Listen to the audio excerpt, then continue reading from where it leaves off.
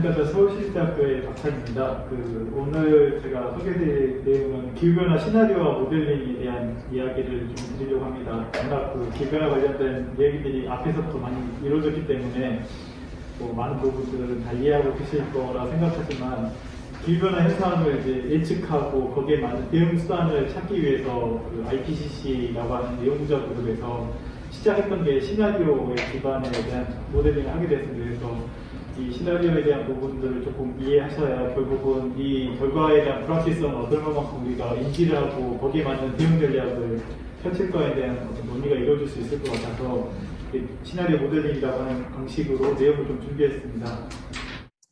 다 아시다시피 최근에 나왔던, 최근이라고 하긴 좀 오래되긴 했지만 IPCC에서 6차 보고서의 결과물입니다. 그래서 SSP라고 하는 어떤 시나리오와 RCP라고 하는 시나리오를 결합시켜서 그게 이제 앞으로 얼마만큼의 기온 상승이 일어나고 그 기온 상승에 있어서 오른쪽 같이 가뭄이나 강수량의 변화 또는 태풍이나 이런 사이클론의 변화가 얼마만큼 일어날지에 대한 부분들을 추정한 어떤 결과물을 제시를 했습니다. 그래서 눈에 띄는 지점은 최근에 나온 이제 6차 보고서 이전까지만 하더라도 SSP라고 하는 사회 경제적인 어떤 개발 경로와 복사관계력이라고 불리는 기후변화에 대한 현상이라고 하는 것을 분리해서 전망을 하고 얘기를 했었는데, 이제 이 보고서에서는 두 가지 현상이 결합돼서 나타나고 있는 것을 이제 보실 수 있을 것 같습니다. 그래서 자세한 이야기는 좀 뒷부분에 조금 더 이야기를 드리면서 정리를 해나가도록 하겠습니다.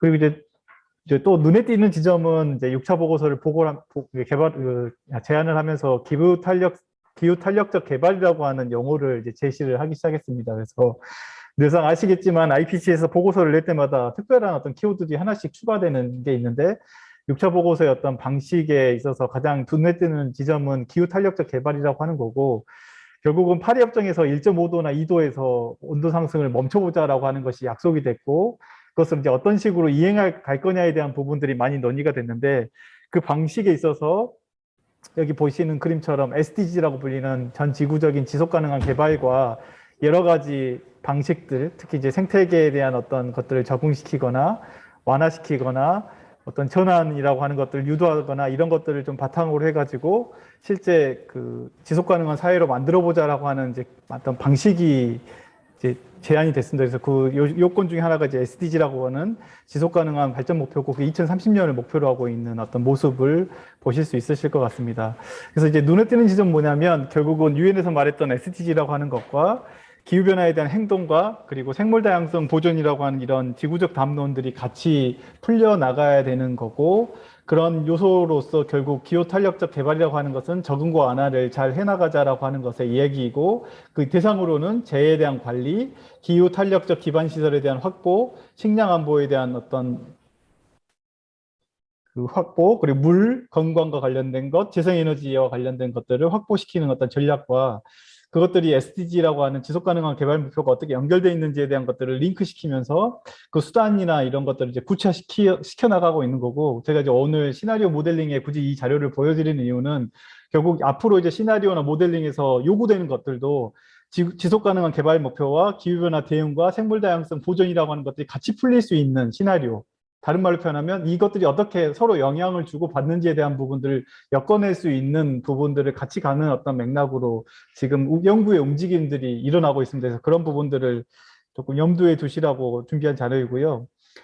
이거는 여러분들이 이제 잘 아시는 내용일 것 같지만, 결국 미래 전망에 있어서 시나리오가 어떤 역할을 하는지를 조금 소개해드리려고 좀 가져왔는데, 워낙 잘 아시는 전문가분들이실 것 같아서 자세한 설명은 안 하겠지만, 미래를 예측하고 싶을 때 여러 가지 방법을 쓸 수밖에 없고, 객관화된 데이터가 없다고 하면 우리가 가장 많이 쓰고 있는 방식으로 전문가에게 물어봐서 하는 어떤 전문가의 델파이 기법이 있다고 하면, 아니면 역사적으로 이렇게 계속 변화해 왔으니까 이렇게 변해갈 것이다 라고 하는 추정하는 방법 등등의 여러 가지 방법이 있는데, 오른쪽에 이제 시나리오 기법이라고 하는 것은 결국은 예상 가능한 경로들을 모두 탐색해 보기 위해서 어떤 인과관계에 기초해서 순서를 만들어내고, 그 순서에 맞는 어떤 특성들이 어떻게 달라질지에 대한 부분들을 확인해 볼 수 있는 방식으로 많이 사회과학에서 논의가 되고 있는 것 같습니다. 그래서 그런 시나리오 기법이라고 하는 것이 있고, 기후변화 연구팀에서도 이런 시나리오의 기법들의 요구 조건들을 그대로 가져왔습니다. 그래서 위에 있는 것처럼 결국은 그럴싸한 어떤 미래를 전망해 보기 위해서 네 가지 어떤 방식으로 구분했고요. 그러니까 가능성, 있음직함, 그럴싸함, 그리고 선호되는 미래. 근데 이제 결국은 이제 IPCC에서 이런 시나리오를 끌고 왔던 거는 뭐냐면 실제 미래가 처음에는 얼마만큼 변할 것이냐라고 하는 것이 궁금해서 탐색적 목적으로 그렇게 시나리오를 끌고 왔다고 하면 최근에 이제 논의하고 있는 거는 우리가 이런 시나리오별로 탐색을 해봤더니 결국 요렇게 가야 돼라고 하는 것을 이제 알았습니다. 1.5도라고 하는 거죠. 그럼 1.5도를 어떻게 달성하면 되는데 라고 하는 것을 설명해 주는 방식으로 시나리오가 쓰이기 시작했습니다. 그래서 그런 부분들을 이제 뒤에 다시 나오니까 다시 한번 설명을 드리겠지만 어쨌든 그 연구 측면에서는 시나리오의 어떤 측면으로 여러 가지를 가능성을 염두에 두는데 우리가 선호하는 미래를 그려내거나 아니면 있음직한 미래를 그려내거나 또는 뭐 화산 폭발이나 운석의 어떤 폭발이나 뭐 충돌이나 전쟁이나 이런 불확실한 것들도 와일드 카드라고 하는 개념에 집어넣어서 그런 것들이 일어나게 되면 온실가스가 얼마만큼 배출될 것이냐라고 하는 등등의 것들도 시나리오 구성 요건에 집어넣어가지고 최악의 경우도 상정하고 연구를 진행하고 있습니다. 뭐 아시다시피 결국은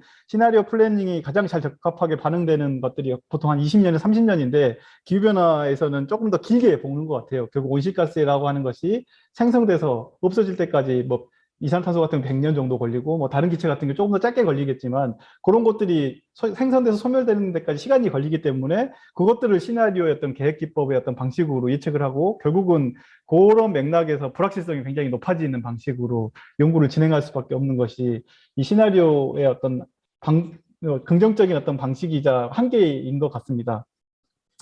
그래서 이제 저는 이제 공간 계획을 주로 하고 있는데 공간 계획을 떠나서 이제 기후 변화의 어떤 측면에서 보면 결국 시나리오와 모델링 같은 경우는 결국 정책 의사를 결정해 주는 방식으로 작동하고 있거든요. 특히 이제 IPCC가 만들어내는 시나리오는 전 지구가 어떤 기후 목표를 지켜야 되는지 영향을 어떤 식으로 극복해야 되는지 등등의 전 지구적인 의사결정을 해야 되는 어떤 방식으로 정보가 필요합니다. 그래서 결국 IPCC에서 만들어내는 시나리오는 전 지구적인 의사결정을 도와주는 방식으로 시나리오와 모델을 세팅하고 거기에 맞는 결과물들을 이제 도출해내고 있는 거고요. 결국 오른쪽에 있는 것처럼 이제 IPCC나 IPBS라고 생물다양성 어떤 과학연구기구에서도 시나리오 모델링 어떤 기반에서 네 가지 어떤 목적으로 시나리오를 사용된다라고 하고 얘기를 하고 있습니다. 그래서 첫 번째는 미래를 모르었을 때 탐색하는 방식, 어떻게 갈 것인지 경도를 찾거나 탐색하는 방식이고, 두 번째는 어떤 정도의 레인지의 어떤 속성으로 연구가 결과물이 나왔을 때 어떤 목표를 지향할 것인지, 그러면 그 목표를 달성하기 위해서 어떤 정책이나 기술 이런 것들이 필요한 것인지에 대한 등등의 어떤 시나리오가 필요하다고 얘기를 하고 있습니다. 결국은 이제 그런 것들이 우리가 제일 원하는 어떤 지속 가능한 삶, 좋은 삶의 질이라고 하는 것을 달성하기 위한 방식으로 이제 이루어지는 거고요. 왼쪽에 있는 그림처럼 결국 이런 시나리오라고 하는 것들과 모델링을 하는 것들이 결국은 사회 전환을 어떻게 이뤄나가야 되는지에 대한 메시지를 전달하거나 그림을 그려주는 어떤 방식이고, 이제 공간 계획을 하는 입장에서 가장 많이 이제 듣는 이야기가 똑같은 단어, 성공하자라고 하는 단어를 하더라도 그것을 받아들이는 의사결정자들은 전혀 다른 방식으로 성공을 이해하거든요. 누군가는 돈을 많이 버는 것이 성공하는 거고, 누군가는 뭐 건강한 게 성공한 거고, 이런 것처럼 기후변화 커뮤니티에서도 같은 방식으로 똑같은 얘기를 하더라도 그 수단의 어떤 선택에 있어서는 굉장히 다른 메시지를 많이 만들어냅니다. 그래서 정책 의사 결정할 때 있어서 확실하게 뭔가 미래를 만들 때는 비전을 잘 만들어 나가야 되는 거, 그 비전을 아주 이미지화, 사람들이 쉽게 동의할 수 있고 이해할 수 있는 방식의 이미지화를 시켜놔야지만이 결국은 그게 사람들에게 아, 저런 방식으로 해나가는 게 우리가 가야 될 길이구나라고 하는 것을 이해시킬 수 있습니다. 그래서 결국 이제 시나리오하고 모델링의 어떤 궁극적인 수단이라고 하는 것은 결국 의사결정자들이 이해할 수 있는 언어로 해석해 주는 것에 어떤 노력이 굉장히 필요한 것 같고요. 과거에 이제 과학자들이 연구할 때는 그런 노력들이 많이 없었습니다. 근데 앞으로 이제 좀 뒷부분에 설명드리겠지만 1.5도라고 하는 것들이 어느 정도 파리 협정에서 활발된 다음에부터 시나리오를 어떻게 만들어 가야 될 거냐에 대한 부분들을 논의하고 있는 연구 그룹에서는 이제 조금 더 쉽고 더 많은 확장성을 가진 시나리오가 무엇일까에 대한 논의를 계속 해나가고 있습니다. 그래서 그것도 이제 뒷부분에 정리된 것들이 있기 때문에 다시 한번 설명을 드리도록 하겠습니다.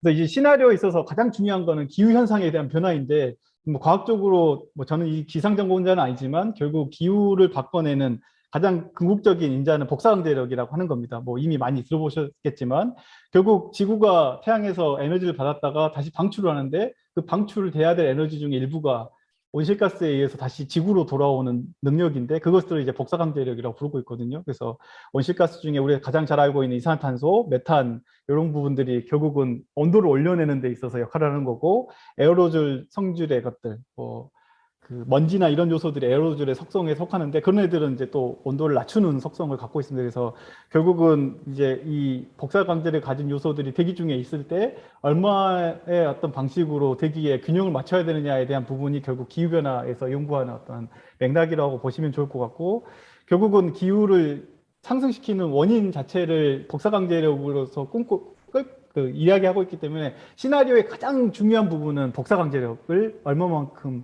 잘 만들어낼 거냐에 대한 부분입니다. 근데 결국은 이 복사 강제력이라는 게 인간이 사용하는 에너지 사용에 의해 가지고 만들어지는 것이 가장 크기 때문에 결국 사회 경제가 어떻게 변할 것인지에 대한 부분을 또 다르게 예측을 해야지만이 복사 강제력이라고 하는 것을 추정할 수 있기 때문에 시나리오의 어떤 성격으로 보면 사회 경제적인 어떤 부분들도 시나리오로 이제 부르고 있습니다. 그래서 결국은 시나리오를 이해하는 데서 가장 기본은 복사 강제력에 대한 이해가 필요한 것 같고요.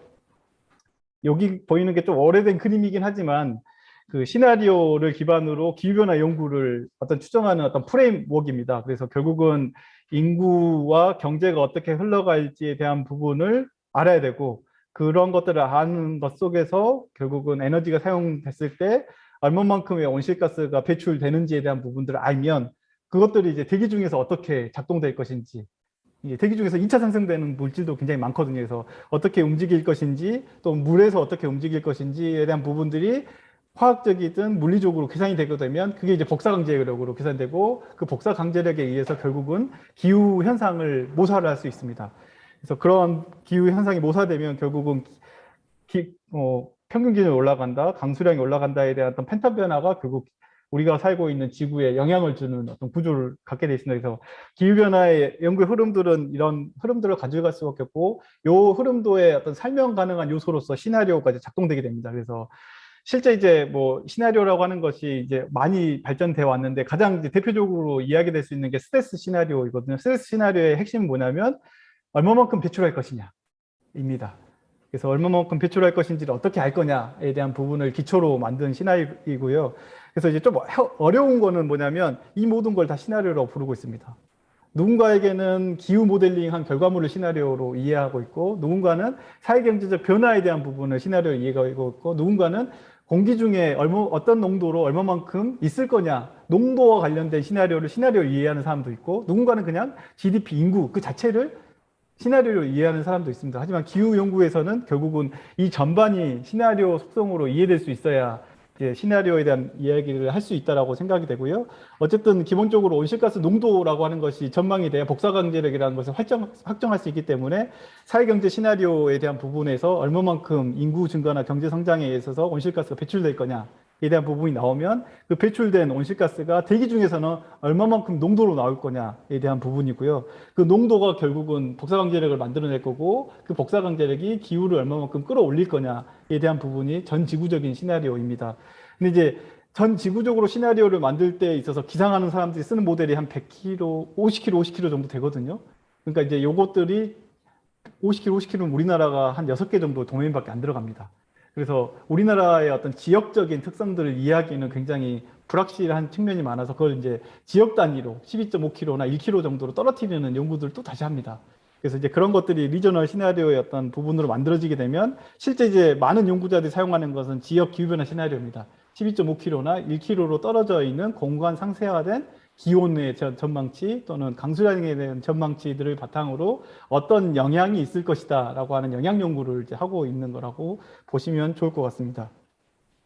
그래서 이제 이런 시나리오 이런 속성들이 계속해서 반복되다 보니까 결국은 이런 어떤 결과물에 대한 신뢰도에 있어서 불확실성이 굉장히 많이 존재하는 거고 이 시나리오 연구하는 사람들은 이 불확실성을 어떻게 줄일 거냐에 대한 부분들을 많이 하기 위해서 다양한 방식을 썼는데 가장 많이 쓰는 방식이 개별 연구자들의 개별 연구 모형의 비교를 통해 가지고 불확실성을 줄여나가려고 했었습니다. 그래서 이 모델이 과거를 얼마만큼 잘 모사하는지에 대한 것들을 증명한 다음에 이 과거를 잘 모델링을 쳐서 잘 모사하는 모델을 가지고 다시 예측해 봤더니 미래는 이럴 것이다. 근데 A라고 하는 모델은 이렇게 했는데 B라고 하는 모델이 이렇게 뭐 이렇게 조금 편차를 두게 되면 계속해서 이걸 가지고 디스커션합니다. 네가 맞냐, 내가 맞냐, 어떤 과정을 통해서 했냐라고 하는 것들을 비교를 통해 가지고 불확실성을 줄이려고 하는 방식으로 가고 있고, 그래서 그 이 기후변화 어떤 특히 이제 배출과 관련된 모델링 하는 사람들은 이제 시나리오를 가지고 결과물을 말할 때 라이클리우드라고 하는 개념을 가지고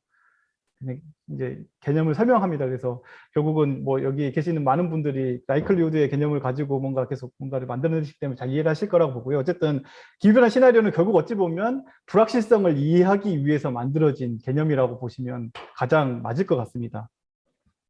그래서 이 전에도 뭐 시나리오가 있었지만 그거는 그냥 가장 큰 어떤 흐름을 잡기 위한 시나리오고, 어쨌든 지금의 어떤 기후변화에서 가장 시초가 됐던 거는 그 스트레스 시나리오고 불리는 그 시나리오고, 이 스트레스 시나리오의 시작은 뭐냐면 그 정지구적인 어떤 개발이 글로벌한 어떤 협력 속에서 이루어질 거냐, 아니면 지역적인 어떤 맥락에서 풀릴 것이냐, 경제를 중요시 생각할 거냐, 환경을 중요시 생각할 거냐에 대한 어떤 큰 프레임을 가지고 이 네 가지 축을 많이 컨비네이션 해보게 되면 어떤 배출 경로가 나올지에 대한 부분들이 있지 않을까라고 하고 시작을 해서, 조금 여기 보이시는 것처럼 요 아래 왼쪽 아래에 있는 어떤 다양한 경우의 수를 모델링해서 오른쪽과 관련된 여러 가지 시나리오를 만들게 되었습니다. 여기 IS라고 붙은 거는 스트레스 시나리오가 나오기 전에 배출과 관련된 시나리오입니다. 그래서 그것을 기준으로 하긴 했지만 훨씬 더 미래의 어떤 사회의 변화 모습을 있음직하게 설명할 수 있는 방식으로 이 네 가지 두 가지 축을, 경제 성장을 할 거냐, 환경을 보호할 거냐, 글로벌하게 문제를 해결할 거냐, 지역적으로 해결할 거냐에 대한 축을 만들어 가지고 이 결과를 해보니까 결국은 복사강제력으로 보면 2에서 뭐 9, 10까지의 복사강제력을 갖고 있다라고 하고 있고, 여러분들이 알고 있는 RCP라고 하는 시나리오가 결국 복사강제력의 숫자입니다. 그 RCP 2.6이라고 하는 것은 복사강제력 2.6이고요. 결국 여기 어디쯤입니다. 그리고 RCP 8.5라고 하는 것은 복사강제력 8.5고 메타제곱당 그 8.5와트가 더 누적되는 방식으로 복사 강제력이 늘어나는 거고, 이 8.5와트가 생각보다 작은 값이거든요. 근데 어마어마한 변화를 만들어내고 있는 것으로 이해를 하시면 좋을 것 같습니다. 어쨌든 기본적으로 시나리오 시작은 사회경제가 이렇게 작동되었을 때 얼마만큼 온실가스를 배출할 거냐에 대한 부분이고, 그 배출된 값이 어떤 복사 강제력을 만들어낼 것이냐에 대한 것으로 계산되면서 시작을 하게 돼 있습니다. 그래서 이 복사 강제력을 가지고 실제 그 얼마만큼 기후가 바뀔 것인지에 대한 것을 추정한 이제 연구고요. 요 색깔 범위들이 이 복사 강제력 어떤 특정값, 뭐 예를 들어서 2.6 특정값에 여러 기후 모델들이 작동해서 작동된 레인지 값입니다. 그래서 뭐 우리나라 모델, 뭐 영국 모델, 우리나라 모델 사실은 글로벌 모델은 아니지만 영국, 일본, 미국 등등의 기상 모델이 유명한 게 5개가 있거든요. 그 모델에서 추정을 해보니까 실제 2100년까지 뭐 2도가 올라갈 것이가 4도가 올라갈 것이다. 극단적으로는 8도가 올라갈 것이다 라고 하는 것까지 이제 얘기를 됐었죠. 그래서 이 결과물을 가지고 2도가 올라갈 때 그러면 어떨 거냐. 이 오른쪽에 있는 게 수자원과 관련된 것입니다. 그래서 2도가 올라가게 되고 4도가 올라가게 됐을 때 그때 연구를 해보니까 그 담수에 있어서 기후가 어떤 지역에서는 굉장히 긍정적이고 어떤 지역에서는 부정적이다라고 했던 어떤 결과물이 나왔고요. 아마 이제 이때부터 이제 협상과 관련된 여러 가지 논의를 하게 된 것 같습니다. 결국 누군가에겐 기후변화가 이익이고 누군가에겐 손해인 상황에서 이걸 어떻게 담아갈 거냐에 대한 부분이 논의됐던 것 같고요. 어쨌든 요 복사강제력에서 시작해서 기후라고 하는 것이 예측되는 순간부터 기후의 영향이라고 하는 것이 추정될 수 있는 방식으로 연구가 진행됐다라고 이해를 하시면 좋을 것 같고, 이제 이거는 일본에서 2050년 저탄소 사회를 어떻게 만들어갈 거냐에 대한 부분들을 하기 위해서 만들어내는 시나리오고요. 사회경제적 시나리오를 가장 잘 설명하고 있는 어떤 틀입니다. 그래서 결국은 뭐 인구나 어떤 경제 성장이 어떤 것을 기반으로 하고 있는지에 대한 어떤 가정, 도시 지역을 어떻게 성장해 나가고 농촌 지역은 어떻게 성장해 나가는지에 대한 가정들을 통해 가지고 결국 미래에 그 있음직한 어떤 탄소 배출량이라고 하는 것들을 추정해 나가는 방식으로 시나리오가 구현됐다라고 보시면 좋을 것 같고요. 그런 것들을 하기 위해서 테크니컬하게는 결국 계산을 해내게 되기 때문에 뭐 GDP는 2% 정도 성장할 것이다, 1% 성장할 것이다, 인구는 어떻게 살 것이다, 규제는 어떤 식으로 작동될 것이다라고 하는 아주 디테일한 서술적인 어떤 시나리오들을 가미해 가면서 기후가 어떻게 바뀌어 나갈지를 이렇게 추정해 나갔습니다. 설명이 너무 어렵고 그런 것 같은데 조금 나중에 이제 Q&A 시간이 되면 다시 한번 해보도록 하겠습니다. 어쨌든 이제 그 이해를 하는 데 있어서 중요한 건 뭐냐면, 예전에는 얼마만큼 배출하지? 기후가 얼마만큼 상승하지? 이런 것이 전혀 모르기 때문에 왼쪽과 같이 순차적인 접근 방법을 가지고 시나리오를 적용했었습니다. 그러다 이제 이게 한계 부딪힌 거예요. 이게 단순히 그냥 이렇게 스트레이트포워드하게 갈 것이냐라고 하면 그렇지 않다라고 해서 이제 5차 보고서부터는 이걸 병렬적으로 해보자라고 해서 사회경제적인 부분과 기후 현상의 복사강제력 부분을 같이 결합시켜가지고 뭔가를 해보려고 했는데 이때까지만 하더라도 정확하게 결합이 되지 않았습니다. 그래서 5차 보고서에서는 SSP 시나리오, RCP 시나리오라고 독자적으로 냈고 연구자들은 계속 내부를 링크시키기 위해서 굉장히 많은 연구를 했고요. 실제 이걸 사용한 사람들은 분리해서 사용을 했습니다. RCP를 적용했을 때 어떤 상황, SSP를 적용했을 때 어떤 상황이라고 하는 것을 적용해서 연구를 진행했고, 최근에 이제 아까 보여드렸던 SSP, RCP라고 하는 것이 결합되어 있는 그 결과물 같은 경우는 이런 순환 관계들을 정합화시켜가지고 어느 정도 만들어낸 결과물이라고 보시면 좋을 것 같고, 이거는 아까 보여드린 것은 이제 글로벌 결과물이기 때문에 앞으로 이제 국내에서는 좀 더 국내화시키는 작업을 이제 해야 되는 거고, 뭐 1차적으로 보니까 기상청에서 작년에 RCP 2개에 대해서 SSP를 결합시켜서 보고를 했더라고요. 올해 또 나머지 2개에 대해서 또 만들어내기 시작하는 것 같고, 해서 아마 이제 내년 정도가 되면 국내 상황에 적합한, 그리고 이제 기상청에서 담보해주는 결과물이 나올 것 같고, 기후 영향 연구하는 사람들은 이제 그 결과물을 바탕으로 해가지고 연구를 더 진행을 할 것 같습니다. 근데 이제 나중에 조금 설명을 드리겠지만, SSP랑 RCP를 결합시키는 가장 중요한 이유는 뭐냐면, 결국은 미래 탄소 중립으로 가야 된다고 약속을 하고 있거든요. 탄소 중립으로 간다는 거는 결국은 온실가스 배출량을 제로로 시키겠다는 약속인 거고, 그 속에서 보면 결국은 RCP라고 하는 것이 단독으로 존재할 수 없고 SSP 상황과 같이 맞물려 갈 수밖에 없습니다. 그래서 결국은 이제 그런 맥락에서 사회가 어떻게 전환되어야 되는지를 이해하기 때문에 RCP, SSP라고 하는 것이 결합되어야 되는 부분인 거고요. 뭐 과거 자료이기 때문에 가볍게 넘어가면 어쨌든 그 RCP랑 SSP라고 하는 거 시나리오를 만들 때 스데이스 시나리오를 기초로 해서 만들었습니다. 그래서 비슷한 어떤 결과물들을 예측하는 것들을 추정해 놓고 이 추정된 결과를 가지고 RCP를 만들고, SSP는 조금 더 설명 가능한 어떤 방식으로 이제 만들어가기 시작했습니다. 그래서 조금 더 이해하실 건 뭐냐면, 이 RCP를 만들어갈 때 어떤 가정은 뭐냐면 2100년까지 계속 배출량이 늘어나다가 그 상황에서 수렴하거나 이제 어느 정도 배출이 좀 이루어지다가 2200년 중반부터 배출이 제로가 되는 어떤 것을 가정하고 시나리오를 만들었다는 겁니다.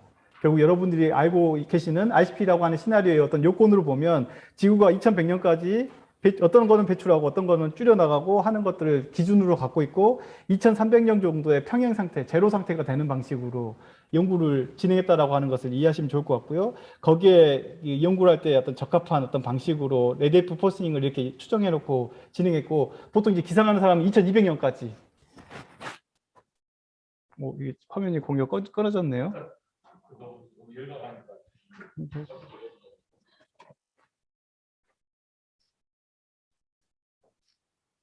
네. 어쨌든 그 2200년까지를 기준으로 상황을 두고 기후를 예측했다라고 이해하시면 좋을 것 같습니다. 결국은 이 상황 조건을 보시면 RCP 2.6 같은 경우는 결국 어떤 특정 시점부터 제로를 만드는 과정으로 계속 줄이는 것을 이미 기후 시나리오에 집어넣었다라고 생각하시면 좋을 것 같습니다. 그래서 이제 SSP라고 하는 것과 RCP는 같이 갈 수밖에 없는 요건이라고 보시면 좋을 것 같고요. 그랬을 때 이제 조금씩 달라졌다라고 하는 것들이 보여지는 페이지인데 시간이 많이 없으니까 넘어가도록 하겠습니다. 그래서 결국은 이제 중요한 건 뭐냐면, 앞으로 AR6에서도 중요하게 다뤄지고 있는 게 공유된 사회경제적 시나리오이거든요. 결국 그 기후를 완화시키는 데 얼마만큼 난이도가 들어갈 거냐, 힘들 거냐, 기후를 적응하는 데 얼마만큼 힘들 거냐에 대한 개념이고, 앞으로 이제 시나리오가 계속해서 개발된다면 결국은 요 난이도를 어떤 식으로 극복해 나갈 거냐에 대한 수단과 이런 것들이 조금 더 구체화되는 어떤 방식으로 기술될 수밖에 없습니다. 그래서 최초 2013년 정도에 SSP가 나올 때마다 이런 정도의 메시지밖에 없었습니다. 뭐 SSP 원사에는 화석 연료 사용을 계속하고, 뭐 이제 뭐 교육이나 이런 기술 친화적인 어떤 방식으로 해결한다. 뭐 SSP 3 같은 경우는 뭐 협력이 잘 일어나지 않는다. 등등의 어떤 서술 시나리오를 만들었었던 시절이 있었고요.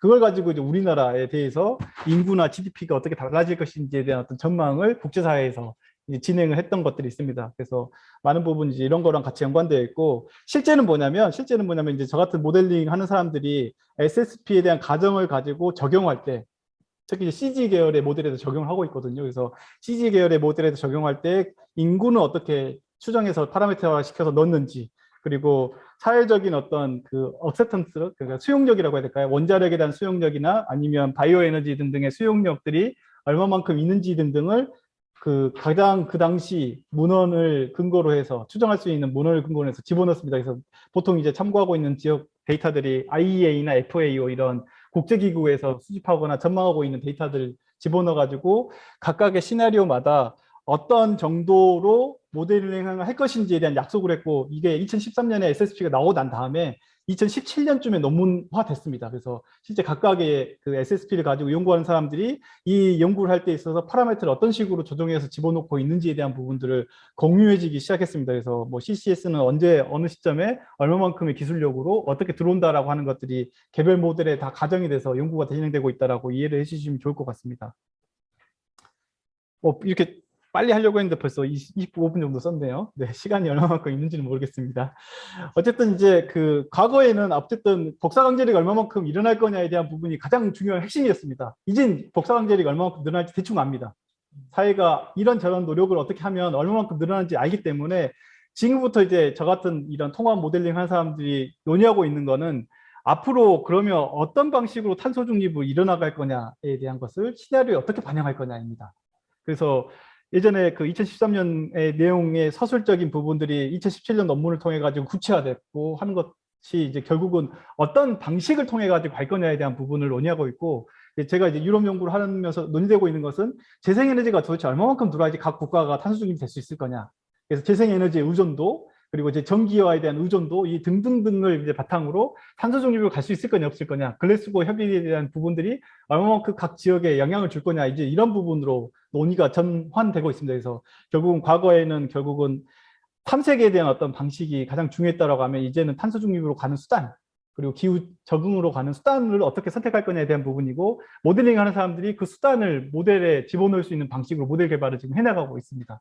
그래서 그런 것들이 이제 중요한 어떤 내용으로 이해하시면 좋을 것 같고, 또 다르게 이제 가장 중요하게 떠오르고 있는 키워드들 중에 하나가 이제 전환이었던 것 같습니다. 결국 전환을 어떻게 시킬 거냐에 대한 부분에 있어서 금융의 역할을 굉장히 강조하기 시작했고, 이때부터 이제 저희 같은 에너지 모델링 하는 사람하고 금융하는 사람들이 같이 결합해서 뭘 해보자라고 막 이야기가 나왔는데, 불행히도 코로나가 터지면서 멈춰버렸습니다. 그래서 유럽 연구 참여할 때만 하더라도 전환을 어떻게 시켜야 되고 금융의 역할이 무엇인지에 대한 부분들을 모델링과 같이 해보자라고 굉장히 아주 야심스럽게 약속을 했었는데, 지금은 거의 코로나 때문에 그런 것들이 좀 멈춰있는 상태거든요. 그래서 어쨌든 시나리오가 전환을 어떻게 시킬 거냐, 어떤 수단을 통해서 전환시킬 거냐에 대한 부분으로 가고 있다라고 하는 거고, 그 맥락으로 결국 아까 보여드렸던 어떤 모델링 프레임워크가 있었잖아요. 오른쪽에 있는 것처럼 결국은 내러티브한 어떤 인구나 제도나 이런 부분들의 시나리오를 바탕으로 기술적인 가정들을 해나가고, 그 기술적 가정을 에너지 모델링과 토지와 그다음에 영양 이런 등등의 모델링을 통해 가지고 어떤 변화를 이끌어낼 거냐에 대한 부분들을 조금 더 구체적으로 가보자라고 하는 거고, 그 핵심으로는 이제 결국 이 목표가 정해졌을 때 어떤 경로를 통해 가지고 갈 거냐에 대한 부분으로 좀 논의가 전환되기 시작했습니다. 결국은 이제 어떤 경로를 택하냐에 따라서 그 동안에 우리가 투자해야 되는 투자 비용에 대한 어떤 정도가 달라지고 있고, 이거를 어떤 식으로 이제 평가할 거냐에 대한 부분들도 좀 논의를 하고 있을 것 같습니다. 그리고 2020년 정도에 그 시나리오가 그럼 결국 어떻게 가야 되는지에 대한 어떤 연구자 그룹에서 굉장히 큰 디스커션이 있었고, 이것도 논문으로 출판을 했었더라고요. 그래서 보면 기후와 이제 사회를 통합시킬 수 있는 시나리오가 무엇인지 조금 더 구체화시켜 보자라고 했고, 지역에서 적용할 수 있어야 된다라고 하는 것을 얘기하고 있고, 이 맥락으로 보면 일본이나 독일 도시 차원에서 SSP를 튜닝하는 작업들을 하고 있더라고요. 그래서 그런 것들이 조금 있는 것 같고, 기후 영향 외에 어떤 확장성을 가져갈 수 있는 방식을 꾀해보자라고 하는 것이 얘기됐고, 그거의 어떤 첫 시작으로 생물다양성 포럼을 같이 하기 시작했습니다. 그래서 기후를 완화시키는 행동이 생물다양성에도 궁극적으로 좋을 것이다라고 하는 것까지 연결시키기 시작했습니다. 그래서 결국은 이런 시나리오가 기후 커뮤니티뿐만 아니라 뭐 생물다양성이나 여러 커뮤니티에도 같이 사용될 수 있어야 된다라고 하는 거고, 오늘 이 자리에 계시는 리스크와 관련된 연구를 하시는 분들도 마찬가지의 어떤 확장성이라고 하는 것이 될 것 같고요. 결국 가장 핵심은 최신화라고 하는 부분이 핵심일 거고, 그렇지만 앞으로는 어떤 개선이나 이런 것들을 조금 더 확장시켜 나가야 된다는 거고, 결국은 이제 이런 맥락에서 가장 중요하게 생각하는 결과물 자체가 데이터베이스입니다. 결국은 뭐 통계청에서 보고하는 통계 자료처럼 이런 시나리오 모델링 연구하는 사람들이 만들어내는 결과물들을 데이터베이스화 시키는 걸 굉장히 중요하게 생각하기 시작했고, 그래서 요즘 논문을 쓰기 시작하면 모든 데이터를 공개하라고 합니다. 어떤 가정에 어떤 기준으로 데이터를 만드는지에 대한 것을 공개하고 그것을 바탕으로 이제 전파시키도록 하는 것을 유도하고 있거든요. 그래서 아마 이제 기후 연구하시는 이해 사람들에게 기후와 관련된 탄소 중립으로 가기 위한 어떤 방식을 이해시키기 위해서 또는 도움 주기 위해서 데이터 공개를 아주 의무화시키고 있다라고 하는 것을 이해하시면 좋을 것 같고요. 아까 잠깐 설명드렸던 그 토지를 연계하고 있는 어떤 측면에서 보면 기후랑 생물 다양성 같이 풀려야 됩니다. 그래서 그 기후에 관련된 정책과 생물 다양성과 관련된 국가 또는 국제적인 정책들이 같이 맞물리게 됐을 때 어느 정도의 상승 효과가 발생하는지 어떤 부정 효과가 발생하는지에 대한 부분들이 구체화되기 시작했고요. 결국 이런 식으로 이제 정량화되기 시작했습니다. 결국 토지를 관리한다는 행위들이 탄소 측면에서 얼마만큼의 긍정적인 효과를 발휘할 거냐, 그리고 생물 다양성 측면에서 시너지를 줄 거냐 말 거냐에 대한 부분들까지 조금 더 경제적으로 환산할 수 있는 어떤 근거들을 마련해주고 있다라고 보시면 좋을 것 같습니다.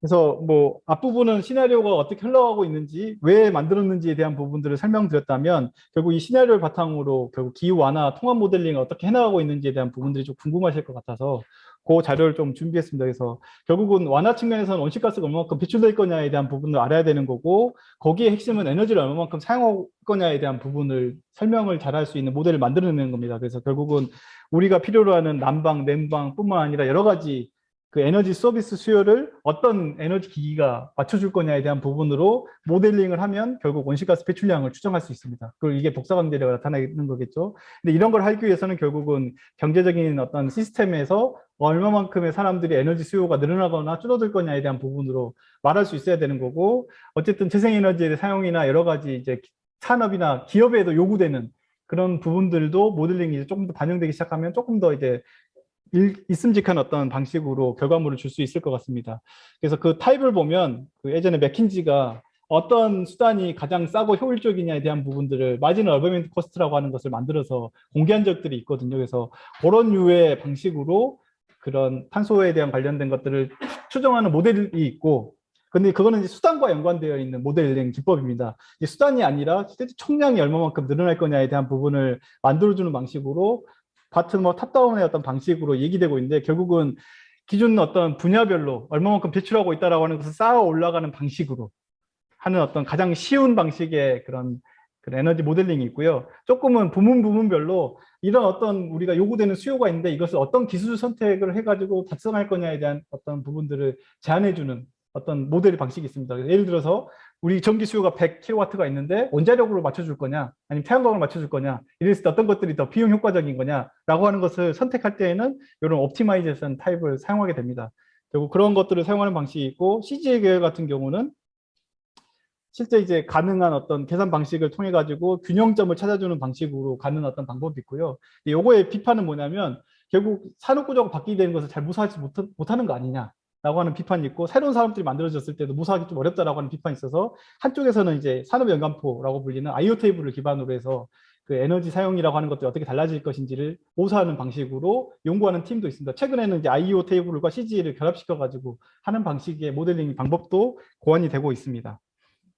그래서 진짜 수많은 모델들이 온실가스 배출량을 추정하기 위해서 만들어졌고, 각자의 목적은 좀 다르지만 굉장히 유용하게 만들어지고 있는 어떤 방식으로 됐고, 이 수많은 모델들이 같은 메시지를 보여주니까 그때부터 이거는 좀 로버스트한 결과니까 한번 가보자라고 하는 의사결정들이 조금씩 일어났던 것 같습니다. 그래서 보통의 이제 요즘의 어떤 시나리오 모델링의 하나의 흐름은 비교입니다. 이 모델에서 나왔던 결과, B 모델에서 나왔던 결과를 가지고 비교한 다음에 이 정도의 66개 모델에서 가능하다, 그래서 그 정도의 라이클리우드를 얘기하고 있습니다. 그러니까 실제 현실에서 가능하다고 하는 게 아니고, 모델 100개 중에 66개가 1.5도 가능하다고 하면 그게 이제 1.5도가 된다라고 하는 얘기로 얘기하고 있고, 그 막 메시지로서 라이클리우드라고 하는 것을 쓰고 있거든요. 그래서 그걸 좀 이해하시면 좋을 것 같고, 기본적으로 그런 모델을 이제 좀 이제 이야기할 때 가장 많이 쓰이는 모델이 CG 계열의 모델인데, 결국은 CG에서는 경제적인 상황이 에너지를 얼마만큼 사용할 거고, 그게 토지에는 어떤 영향을 줄 거고, 에너지 시스템에 어떤 영향을 줄 거고, 그게 온실가스는 어떤 영향을 줄 것인지에 대한 부분들을 구체화시키는 방식으로 모델이 굉장히 복잡하게 얽혀 있다라고 하는 것을 보여주는 거고요. 영양과 관련해서는 뭐 물론 여기에서 이동 교수님 훨씬 더 잘하시는 부분이지만 이런 경제적인 모델에다 영향을 넣는다는 건 쉽진 않습니다. 결국은 그래서 아주 개수화된 파라미터화된 값들을 이제 CG 계열에 집어넣어가지고 영양 변수로 같이 모델링을 해나가고 있거든요. 그래서 RCP라고 하는 시나리오와 SSP 시나리오를 기반으로 개별 토지 이용과 관련된 거나 홍수 모델이나 이런 것들을 연결시켜서 뭐 경제 손실을 얼마만큼 만들어낼 거냐, 아니면 농업 생산물이 얼마만큼 늘어날 거냐에 등등들을 연결해서 가지고 가고 있고요. 농업의 2차 영향은 뭐 기후가 바뀌게 되면 결국 농업 생산물이 바뀌어서 얼마만큼 기근으로 사람이 죽을 거냐에 대한 부분을 가지고 2차의 피해까지 만들어내고 있고, 실제 우리가 알고 있는 모든 영향들이 다 글로벌한 모델에서는 평가되지 않습니다. 보통 뭐 메이저한 홍수나 가뭄, 뭐 산불은 최근에 이제 모델링에 집어넣기 시작했고요. 뭐 건강 영향 등등 정도의 메이저한 이펙트들을 많이 넣어서 영향 평가를 했고, 그거와 관련된 시너지나 모델링을 하고 있다라고 보시면 좋을 것 같고요. 국내 스케일로 넘어오면 조금 더 구체적인 영향 평가와 관련된 것들이 좀 연구가 되고 있습니다. 하지만 글로벌 모델에서는 아직 큰 단위에서 농업, 수자원 뭐 이런 정도에서만 연구가 되고 있다는 거고, 여기 보여드리는 이런 것들은 실제 CGI 계열의 최종 파라미터화 시킬 때 어떤 방식으로 구조를 반영하고 있는지에 대한 부분이고, 하나하나 설명드리기에 너무 시간이 많고, 결국은 이제 최종적으로는 경제적인 부분을 풀어내는 방식으로 했고, 결국은 이런 GDP 손실이 일어나게 되면 다시 모델링을 통해서 가처분 소득이 줄어든다는 개념으로, 이 가처분 소득이 줄어들게 되면 각 산업 분야에 어떤 영향을 줄 거냐에 대한 것을 추정하는 방식으로 다시 이 기후 영향을 추정을 하게 되거든요. 그래서 결과적으로는 돈이 얼마만큼 이쪽에 쓰일 거냐 저쪽에 쓰일 거냐라고 하는 것들에 대한 선택에 대한 문제로 이 모델링이 돌아간다라고 이해를 해주시면 좋을 것 같습니다. 그래서 냉난방, 노동 생산성, 수력 발전 등등의 기후 완화와 영향과 관련된 모델링들이 지금 통합 모델링 측면에서 많이 풀려나가고 있다라고 이해해 주시면 좋을 것 같습니다. 이제 뭐 앞부분에 대한 설명이 좀 이해되셨다면, 그러면 이런 모델링 가지고 실제 뭐 하고 있느냐에 대한 부분을 이제 설명을 드리도록 하겠습니다. 45페이지와 연관되어 있는 내용인데요. 결국은 우리가 LEDS라고 하는 저탄소 장기 발전 전략이라고 하는 것을 다 제출을 했습니다. 결국은 각 국가가 NDC를 넘어서서 2050년까지 어떻게 발전해 나갈 거고, 그 발전 경로상에서 얼마만큼 온실가스 배출할 거냐에 대한 것을 약속하는 그런 거거든요. 근데 이제 요거 이후에 이제 각 국가 갑자기 탄소 중립을 다 선언하기 시작해서 조금 다른 논의가 일어나고 있지만, 이 연구는 뭐냐면 각 국가가 처한 상황에서 에너지 시스템도 다르고 사회 경제적인 구조도 다른 상황에서 실제 탄소 중립으로 간다라고 했을 때 어떤 것들이 크리티컬하게 영향을 받을 거냐에 대한 부분을 체크하는 포인트입니다. 그래서 이제 아시아 국가를 비교한 거고요. 각각이 이제 탄소 중립으로 가는 어떤 정도에 따라서 실제 전기화가 얼마만큼 일어날 거고, 그다음 재생에너지 비율이 얼마만큼 높아져야 될 거고 등등을 이제 판단해 볼 수 있지 않을까라고 하는 것을 얘기하기 시작했고, 이 연구의 또 다른 틀은 뭐냐면 결국은 국제사회가 신뢰를 기반으로 약속을 해나가고 있긴 하지만 그 약속이 지켜지고 있는지 이행 평가를 어떻게 할 거냐에 대한 부분입니다. 지금 이제 파리 협정에 따라서 무조건 우리나라 등을 포함해서 투명성 보고서를 제출하기 시작해야 되고, 그 투명성 보고서에 의해서 이행 평가를 하게 돼 있는데, 결국은 한국이 2050년에 제로로 간다고 했는데 지금 시점에서 제로가 되기 위해서는 재생에너지 비율이 30%가 되는데 안 되는 것 같다. 결국 글로벌 모델을 연구한 사람들이 이 정도로 줄이려면 재생에너지가 30% 정도 돼야 된다라고 추정하고 있는데, 결국 한국 사회가 재생에너지가 그만큼 투자됐느냐에 대한 부분들을 역으로 다시 판단하게 되면 결국은 한국이 탄소 중립으로 가고 있는지 없는지에 대한 것을 판단할 수 있다라고 하는 논문입니다. 그래서 결국 이행 평가를 어떻게 해나갈 거냐에 대한 개념으로 진행하고 있는 어떤 추정 방식이고요. 지금 이제 유럽에서 하고 있는 것 중에 하나가, 결국은 각 국가가 처한 상황은 다르겠지만 탄소 배출할 수 있는 총량은 결정되어 있습니다. 1.5도로 간다라고 하면 뭐 500기가톤, 그리고 뭐 2도로 간다고 하면 1200기가톤이라고 하는 결정돼 있고, 그 결정된 양을 각 국가가 어떻게 나눠 가질 거냐. 그래서 예전에는 그 에포트 쉐어링이라는 개념을 했거든요. 그러니까 이 총량을 얼마만큼 각 국가가 노력할 거냐에 대한 개념인데, 이제 좀 지나면 강제 할당이 될 가능성이 높습니다. 물론 이제 이건 협상의 대상이기 되기 때문에 언제 이게 확정될지는 모르겠지만, 어쨌든 어떤 시나리오에 따라서는 결국 뭐 이 각 국가가 가지고 있는 능력, 지불 능력, 그리고 지금까지 배출했던 양, 아니면 전 지구 사람별로 뭔가 배출량 할당했을 때, 아니면 GDP별로 뭐 배출량 할당했을 때 다 다른데, 보면 요 밑에 저기 제로선에서 밑으로 들어가 있는 것들이 마이너스 에미션을 해야 되는 거거든요. 그러니까 어떤 시나리오든 탄소 중립 중에 1.5도라고 하는 것을 선언하고 그게 2050년, 2100년까지 뭔가 약속한다고 하면 많은 나라들이 2050년 넘어서면서부터는 마이너스 에미션을 해야 됩니다. 결국은 공기 중에 축적을 되어 있던 온실가스를 캡처해가지고 CCS로 집어넣던가 아니면 뭐 바이오 에너지와 관련된 현상을 이용해서 하던가 어떤 식으로든 결국 어마어마한 마이너스 에미션을 해야 되거든요. 그래서 어떤 배출량 할당 규칙을 적용받느냐에 따라서 그 각 나라가 처하는 상황들은 굉장히 달라질 거다라고 하는 거고 지금 연구팀은 각 국가가 이런 배출량 상황에서 정말 탄소 중립으로 갈 수 있을 거냐 없을 거냐에 대한 부분들을 모델링을 해나가고 있습니다. 그래서 요즘은 이제 보고가 좀 쉬워졌습니다. 인피저블, 불가능하다. 뭐 이런 것들을 많이 보고하고 있거든요. 그래서 이런 것들이 이제 시나리오에서 굉장히 많이 풀리고 있는 거고요. 또 하나 이제 시나리오를 기반으로 연구하고 있는 것 중에 하나가 기후변화 영향이 오면 결국 에너지 소스에 대한 포텐셜이 달라지는데 그 포텐셜이 지역적으로 어떤 측면에 영향을 줄 거냐. 결국 이것도 이제 협상과 관련된 의사결정에 도움을 주게 하는 겁니다. 누구는 재생에너지 포텐셜이 좋아서 탄소 중립으로 금방 갈 수 있는데 어떤 나라는 그게 쉽지 않은 나라도 있거든요. 그래서 글로벌리 탄소와 관련해서 기후가 올라갔을 때 재생에너지가 어떻게 달라질 것이냐를 알아야 이 협상과 관련된 어떤 트레이드오프나 시너지를 이야기할 수 있다라고 하는 거고 이것도 이제 제가 이제 했던 연구를 비교하면서 같이 진행했던 겁니다. 그래서 어떤 보면 뭐 바이오 에너지 같은 경우는 긍정적 효과를 줄 수 있고 뭐 일부는 부정적 효과를 줄 수 있고 이런 상황에서 각 국가가 에너지 시스템을 어떻게 이제 전환해 나갈 거냐에 대한 부분인 거고요. 시간이 좀 많이 지난 것 같은데 어쨌든 그런 걸 바탕으로 각 에너지 소스별로 각 지역별로 긍정적 영향을 주는지 부정적 영향을 주는지에 대한 부분들을 시나리오 모델링 기법으로 풀어낸 겁니다. 그래서 결국 이런 것들이 있다라고 하는 것을 이해해 주시면 좋을 것 같고 또 다른 연구가 그 결국은 인위적인 어떤 기후 변화가 만들어내는 경제적인 경로전성이라고 하는 부분인데요. 굉장히 재미있는 결과이고 당연한 결과일지는 모르겠지만 기온이 올라가면 올라갈수록 그 잘 사는 나라는 영향이 적은데 취약성이 적은데 못 사는 나라는 취약성들이 굉장히 올라갑니다.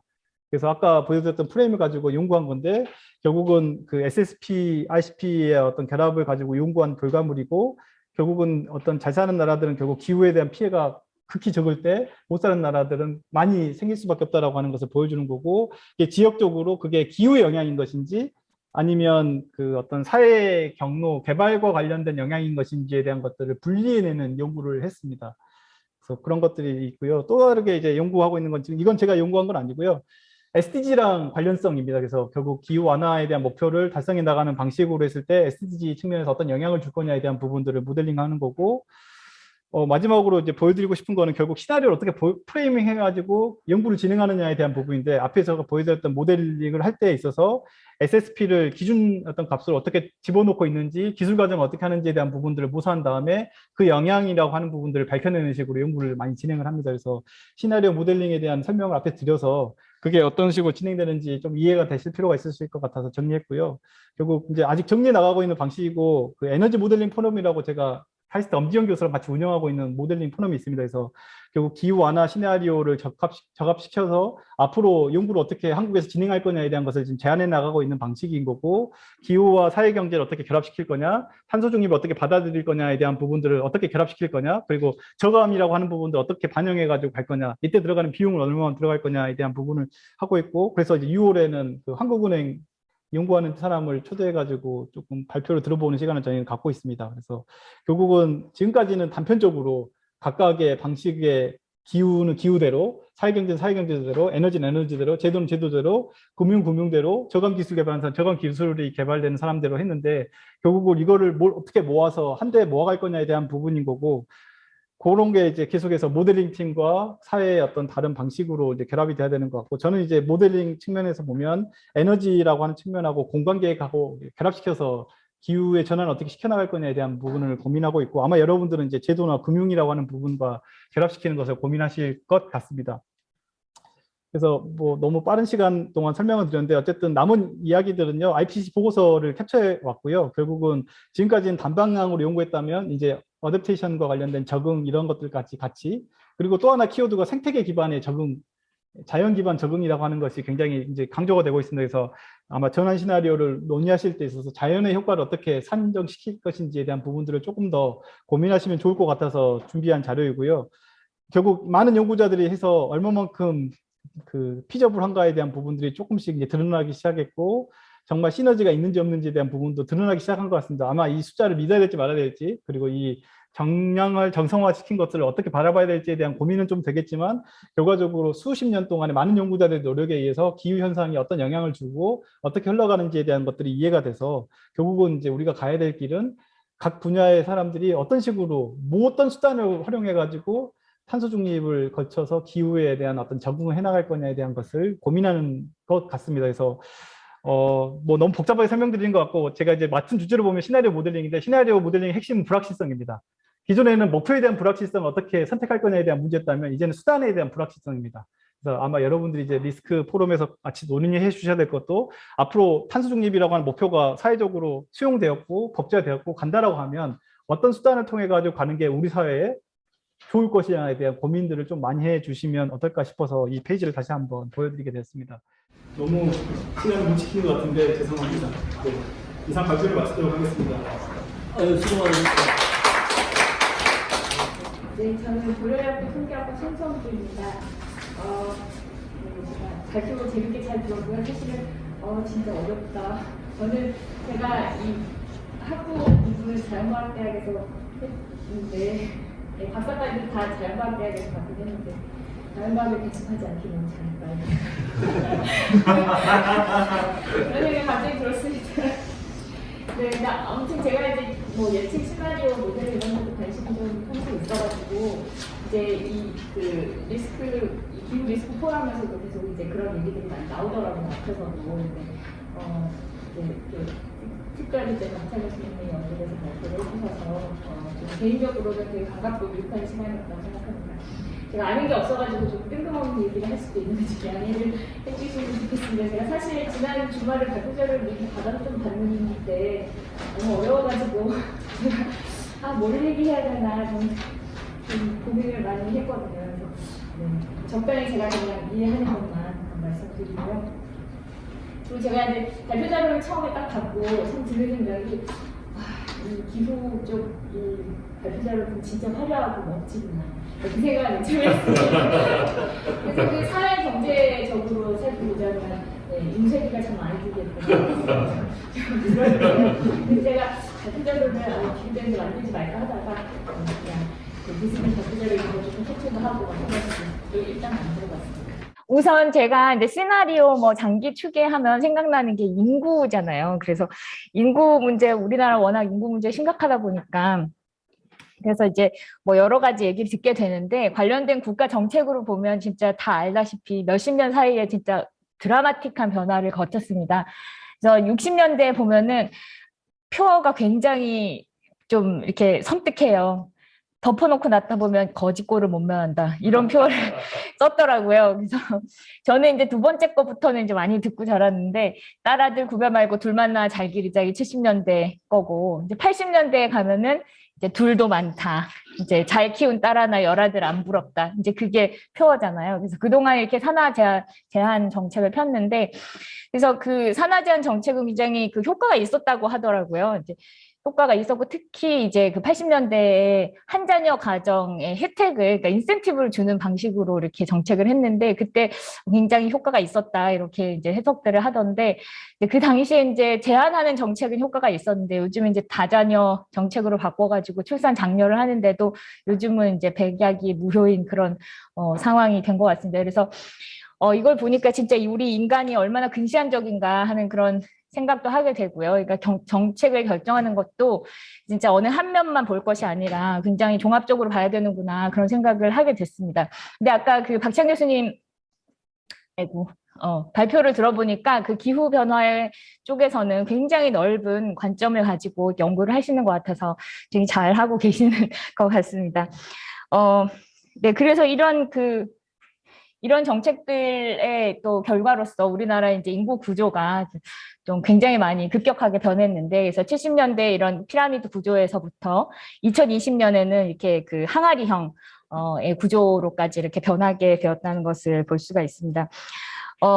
그리고 이제 그거하고는 별개로 이제 추계 문제로 들어가 보면 이제 그 인구는 그나마 좀 간단한 것 같습니다. 인구 문제에서는 보면은 이제 그 중요한 팩터가 출산율, 사망률, 국제 이동 요 정도가 그냥 중요한 팩터인 것 같고요. 그래서 이제 출산율, 사망률, 인구 이동, 그 국제 이동에 대해서 이제 모형을 이제 만들어 가지고 특히 이제 국제 이동은 크게 또 모델링하기가 쉽지 않아 가지고 출산율하고 사망률에 대한 이제 모형을 이제 모델링을 한 다음에 그다음에 이제 모수 결정해 가지고 이제 장기 추계를 그 장래를 인구를 추계를 하게 되는데 요거는 요 그래프는 이제 2019년 그 유엔의 보고서에 나온 우리나라의 토탈 파퓰레이션 추계 결과입니다. 그래서 그 2019년에 그 월드 파퓰레이션 프로스펙트 그 이제 보고서에 나온 것인데 여기 보시면 이제 그 빨간 점선으로 돼 있는 부분이 95% 프리딕션 인터벌 예측 구간이거든요. 그래서 그 95% 예측 구간으로 보면은 이제 2100년에 우리나라의 인구가 한 1900만에서 한 3800만 사이 정도 들어갈 확률이 95%다. 지금 이런 식으로 이제 추계를 하고 있는 상태입니다. 그래서 요거는 이제 그런 예측 구간을 얻기 위해서 이제 베이지안 방법을 이용을 해가지고 그 출산율과 사망률의 그 모수에다가 확률 분포를 주고 그 확률 분포에서 이제 그 패스를 제너레이트하는 방식으로 해서 이제 모의 실험으로 이렇게 예측 구간을 지금 구해서 이렇게 나타내주고 있습니다. 네, 그래서 이제 그 인구 추계도 보면 저도 이제 인구 추계를 내용을 좀 보려고 이제 공부를 좀 하려고 해봤는데 모형하고 뭐 이런 그 추계 방법 이런 것들이 굉장히 복잡하더라고요. 그래서 뭐 한마디로 설명하기가 좀 어려운 그런 이제 그 복잡한 과정을 거치는데 기후 변화는 뭐 두말할 나위가 없는 것 같습니다. 굉장히 복잡하고 제가 이렇게 발표 자료를 보고 발표를 듣고 하는데 보니까 엄청나게 많은 것들을 복잡한 것들을 다 고려를 해야 되는 그런 상황인 것 같고 그 영향력도 서로 주고받는 그런 영향이 많아가지고 굉장히 어려운 그런 그 연구인 것 같습니다. 그래서 제가 이 교수님의 박찬 교수님 발표 자료에서 좀 캡처를 했는데 여기 발표 자료에서도 이제 발표에서 본 것만 해도 막 시나리오가 너무 많고 뭐 스레스라고 하셨죠. 스레스 기반 시나리오에 뭐 RCP 시나리오에 SSP 시나리오 뭐 전환 시나리오 통합 시나리오 엄청나게 많은 시나리오들이 있더라고요. 그래서 시나리오도 굉장히 많고 그리고 이제 그 시나리오별로 기후 변화의 이제 결과들도 이렇게 나와 있는데 조금씩 또 다른 것 같고 그래서 기후 변화의 결과도 여러 가지 베리에이션이 있는 것 같습니다. 제가 그래서 이제 이 SSP 그 공유된 사회경제 경로 이거를 보면서 제가 궁금한 게 하나 있었는데 이게 앞에서 이제 요 그림을 보니까 SSP5라는 게 이제 전통적인 개발 경로다 이렇게 이제 얘기를 하셨어요. 근데 그게 거기 이제 설명돼 있는 거 보니까 일단 뭐 경제 성장을 중요시하고 화석 연료에 의존하고 뭐 온실가스 배출량 완화에 있어서 어려움을 겪는 그런 경로라고 했는데 그래서 이제 그렇게 얘기를 들으니까 이건 별로 크게 좋은 결과를 줄 것 같지 않은 그런 이제 시나리오였는데 이제 여기 저는 이제 너무 인구에 이렇게 초점을 둬서 그런지 몰라도 그 시나리오 하에서 인구가 제일 줄어들지 않는 거예요. 그러니까 인구도 별로 안 줄어들고 그리고 GDP를 봤더니 엄청 위로 막 많이 올라가는 이제 그런 경로라 와 이거 베스트 아니야 이런 생각이 이렇게 들더라고요. 물론 이제 뭐 그것만 봐서는 안 되겠지만 그래서 야 이게 진짜 좋은 시나리오 같다라고 생각을 하면서 이제 그렇다면 이렇게 이제 그 전통적인 개발에 치중하는 그런 상황에서는 그러면 출산율이 줄어들지 않는 거, 그러니까 지금 우리나라 같은 경우는 출산율이 늘어야 되죠. 워낙 작아져 있어서 그러니까 출산율이 증가하는 건가? 그러니까 그런 궁금증이 좀 들고 그래서 아니면은 뭐 이런 어떤 시나리오 하에서는 특정한 어떤 뭐 모델이 있어가지고 뭐 어떤 특정한 기후 변화가 이제 뭐 그 초래가 되면은 뭐 그걸 통해서 어떤 뭐 인구에 영향을 주는 뭐 이런 모델이 있는 건가? 그거 부분이 조금 궁금했습니다. 저는 그래서 되게 임프레시브했거든요. 인구가 쭉쭉 줄어드는 것만 보다가 이거 너무 좋은 시나리오인 것 같다는 생각이 들어가지고 네 그랬습니다. 요거 지금 제일 마지막 슬라이드인데 사실 요게 이제 질문 슬라이드인데요. 제가 계속 이제 인구 얘기를 하게 되는데 인구 추계를 보면 이제 우리나라 통계청 같은 경우에는 시나리오를 한 출산, 사망, 국제이동 이런 거를 그러니까 이것저것 이제 변화시켜 가면서 시나리오 한 30몇 개 정도 만들어가지고 그 각 시나리오별로 이제 그 추계 결과를 이제 그거는 이제 그 확률적으로 나오지 않고 그냥 한 값으로 이렇게 추정을 해서 이렇게 여러 가지 결과를 이제 제공을 하고요. 근데 UN 같은 경우에는 그런 시나리오 접근법에 의한 그 결과도 주지만 이제 확률적인 예측도 같이 해가지고 그러니까 이제 베이지안 방법으로 이제 사용을 하는데 그래서 이제 그 아까 앞에서도 보셨지만 그 95%뭐 예측 구간 이런 것들을 이제 제공을 하거든요.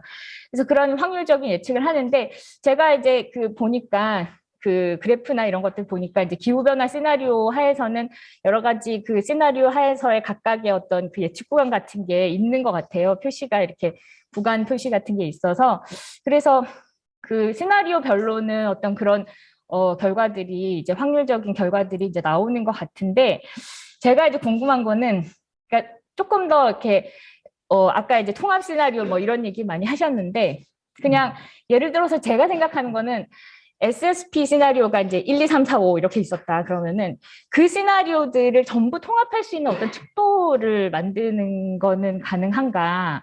그러니까 저는 무슨 생각이냐면 그러니까 지금 아까 이제 설명을 들을 때 보니까 기후에 달성하고자 하는 목표를 정해놓고 이제 거기로 가는 수단으로서의 시나리오 이렇게 말씀하셨는데 저 같은 경우에 이제 약간 업저버의 입장에서 그러니까 어떻게 될 거냐. 그러니까 그 아까 그림에서 이제 뭐 탐색 시나리오 같은 이제 그런 차원에서 생각한다면 어떻게 될 건지 이제 시나리오별로 너무 그러니까 다른 결과를 주게 되면 그러면 이제 어떤 시나리오를 써서 내가 뭔가를 해야 되나. 이렇게 예를 들어서 뭐 한 2, 30년 후에 뭐 그 자연재해 같은 거를 통해서 우리가 얻게 되는 손실이 어느 정도냐.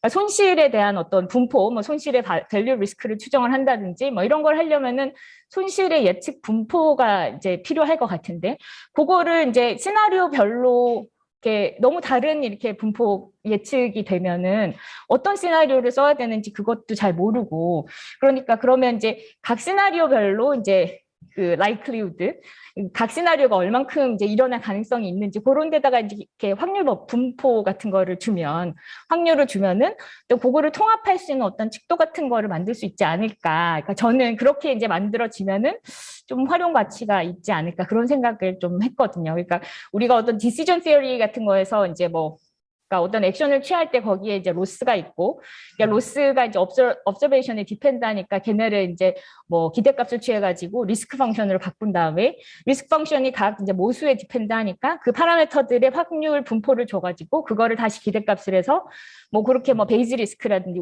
이런 식으로 이제 계산을 해서 쓰는 것처럼 그런 어떤 통합적인 특칙도 같은 걸 만들 수는 없을까 하는 그런 궁금증이 좀 있었습니다.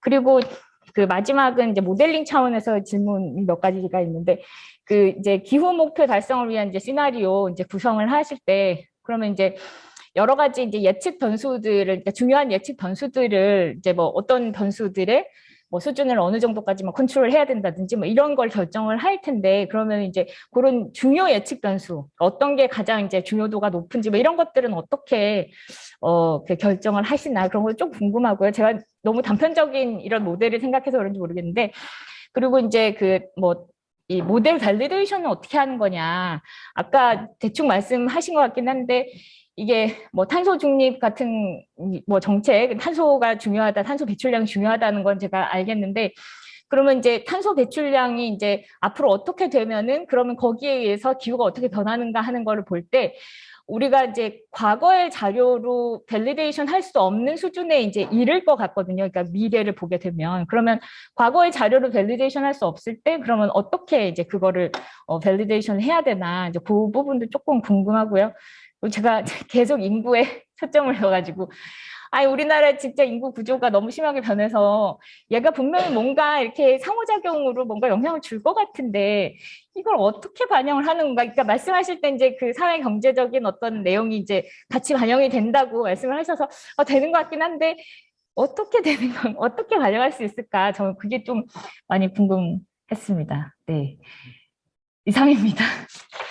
감사합니다.